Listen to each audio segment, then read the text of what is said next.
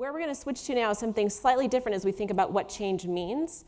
We're going to hear from our next speaker on some really innovative topics happening in global health as we think about how do you blend traditional science with technology to make healthcare accessible for everyone and anyone across the globe.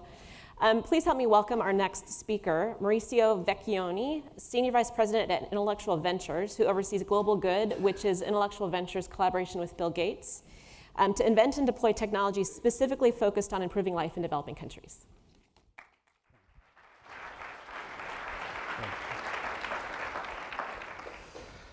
So, as I was coming down here, I really wanted to tell you about what big-time philanthropy can achieve, and some of the evolution in thinking around philanthropy, representing my benefactor, my boss, Bill Gates. But it struck me that I'm also in Silicon Valley, and I work for one of the tech titans, which also means I wanted to tell you something about the role of technology in innovation, in social innovation, and more importantly, in changing the world. And I think most of you, whether you're in the tech sector or not, probably will agree that over the last few decades, technology has been completely transformative to our society. As a matter of fact, it has been the best and fastest way of completely changing entire economic sectors. And you could argue we're at the cusp of this sort of knowledge revolution that is changing from the Industrial Revolution how we're actually living, thinking, and relating to each other. What struck me, though, as I made that statement, is that most of us didn't need the transformation as a tool for survival. Certainly, all these wonderful things that technology has brought us have created new industries and have transformed the way we live and work and relate to each other. But we didn't need them to survive. And when I think about the mission that I have within our Global Good effort and my colleagues at the Gates Foundation, we worry about a different audience. We worry about that 99% that doesn't have any of the opportunities that the transformative power of technologies has had in our first world. And of course, the 99% that you may be thinking about, our 99% in the first world, it really is something that is akin to 10% of the real 99% that sits in the rest of the world. There is a large swath of population, depending on how you count and where you set the limits, the majority of the population of this planet, that is in the global 99% and is living under $2 a day, for which the transformative power of technology and all the benefits that have occurred really haven't made a difference, haven't reached them. So, how do we take the power of technology and the transformative power of invention and apply it to problems like this? Why are we not able to make a priority out of the dramatic global health and global development challenges that are facing the majority of the planet? Why are $600 billion of annual R&D, which is the, according to one survey, the combined R&D being spent on health on a global basis, why are only $3 billion of those $600 billion going for the diseases that are killing most people on the planet? Those are the questions that I want you to grapple. Remember that invention is truly magic. It's probably the closest thing we have to magic. But invention requires the right focus. Not all problems are technology. And to be able to distill within the technology the problems that are worth the risk so that you can then implement programs that are scalable, those are things that are difficult to do when you're dealing with non-markets at the base of the pyramid. On the other hand, these base of the pyramid markets are developing very quickly.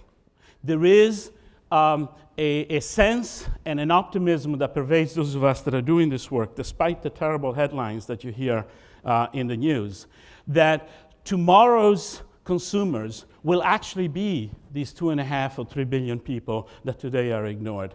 Companies and the private sector should look at this as tomorrow's customers. Philanthropy has a fantastic role to bridge these markets until the customers become real. And so I suggest that there is a grand partnership in the making. It triggers off what the prior panel has said, where the most sustainable form of intervention is going to be the private sector. And the private sector has the power to bring the same transformative power that we have experienced in this country, to bring it to the base of the pyramid. But we need something to essentially bridge to the time with those markets. Some people have said, well, we tried high tech and it failed. And I have only one answer, which I think some of you here in Silicon Valley will relate. Do you know how many search engines existed before Google? The number actually is 33. Okay? You might remember some of these. Okay? So did search fail? Okay? It is a question of developing technologies that are appropriate for the market so that they can be sustainable and ultimately grow into the market. I'm going to give you some examples of the things we're doing. These are just somewhat random, but it gives you a sense of what it takes to actually scale up innovation in the developing world. We are, with our colleagues at the foundation, the world's largest buyers of vaccines. And we supply vaccines to roughly 70 countries around the world. And one of the problems is that while vaccines are extremely powerful, roughly 20 to 30% of those vaccines spoil before ever reaching the customer, before ever reaching the patient. So that means hundreds of thousands of preventable deaths are not prevented because vaccines simply can't be kept cold. Vaccines have to be thermally stabilized. They have to be kept in a refrigerator. It's difficult to have a refrigerator work if you don't have electricity. So one of our invention is a device that looks a lot like a thermos that can keep vaccines without any power cold for very long periods of time. As a matter of fact, some of these devices can keep vaccines cold without any power for upwards of a year. It turns out what you really need is about a month. And these type of technologies were injected into the market, creating a whole new type of refrigeration technology in medical cold chain. Roughly 20 to 30% of the global vaccinations are targeted now by these type of technologies. These are communities that you're seeing in this picture that had never seen vaccines before. This particular device is pretty much the only high-tech device they have in the health post. Invention can take a role opportunistically during major crises. So when the Ebola crisis was raging, it turns out that the Ebola vaccines, all three of the vaccines that were used in the three major affected countries, required a refrigerator and required a refrigerator that could operate at -70 C. That's a very difficult thing to do. Our device was modified, and the WHO and the CDC ran the entire vaccination campaign in the three affected countries using, again, that simple concept. Diagnostics is another area. It turns out, most people tell me in the developing world we need inexpensive devices. I can show you MRI machines in Africa that are sitting under a blanket because there's no power and there are no doctors to look at the results.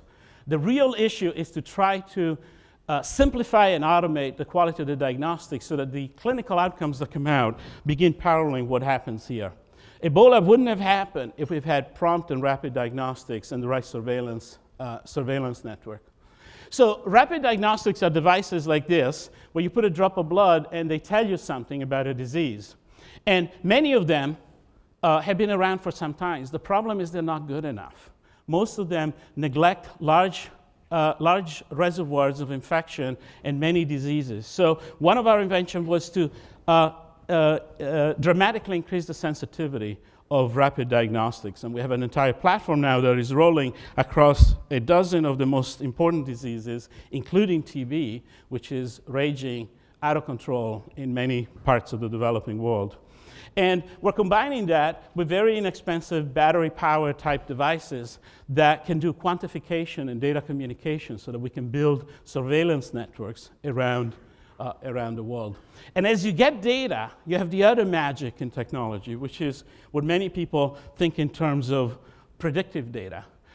We're all used to in business to having a spreadsheet and doing what if. What if you could do that with interventions in global health? What if you could say we should increase bednet use in a particular location by 20%? What will be the effect on malaria? Or what if we increase vaccination coverage for a different disease? Or if we launched the campaign at a different time of the year? These are the kind of decisions that are difficult to do today because there is no data to really make those kind of what-if analytics.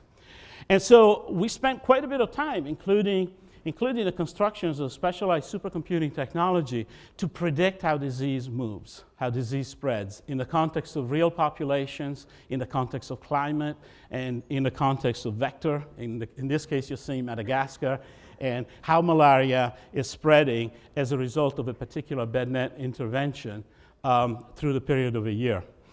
In our polio campaign, which, by the way, Nigeria was just declared polio-free. Thank you. We're using big data and simulations to be able to tell the government where the next outbreak will occur at the regional district. It's risk mapping of the entire world. So my final comment to you is triggering off this cover of Nature, which is invention and technology needs to be appropriate. And to do its job in social entrepreneurship, it needs to be affordable, appropriate, but more importantly, it takes interdisciplinary. It takes a village to make these things happen. It's not one inventor, it's not one company, it's a collaborative environment. And so my call to action to you is invest in collaboration and invest in open innovation because that is the key to using technology in these fields. Thank you.